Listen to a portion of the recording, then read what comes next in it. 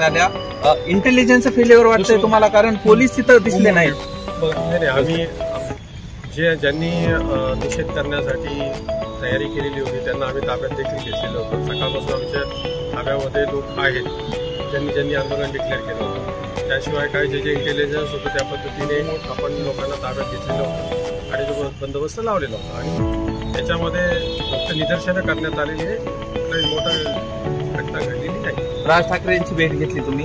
भेट झाली? नाही, मी त्यांची भेट घेतली नाही, परंतु तिथे सगळ्या परिस्थितीचा आढावा घेतलेला. त्यांनी नाराजी व्यक्त केलेली आहे सगळ्या प्रकरणानंतर. नाही, आता आम्ही परभणीपासून इथपर्यंत बंदोबस्त आमचा आहे, पूर्ण रोडवर आमचा बंदोबस्त लावलेला आहे.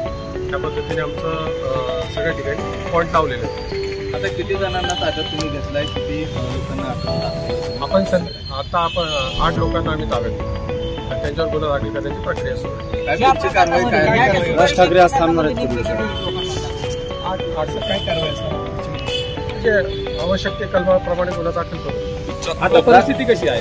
म्हणजे राज ठाकरे बीड मध्ये थांबणार आहेत, परिस्थिती कशी आहे? शांतता आहे, बंदोबस्त आहे. नवीन घडामोडी पाहण्यासाठी आजच आम्ही मुंबईकर 24 तासला लाईक करा, सबस्क्राईब करा आणि अपडेट रहा.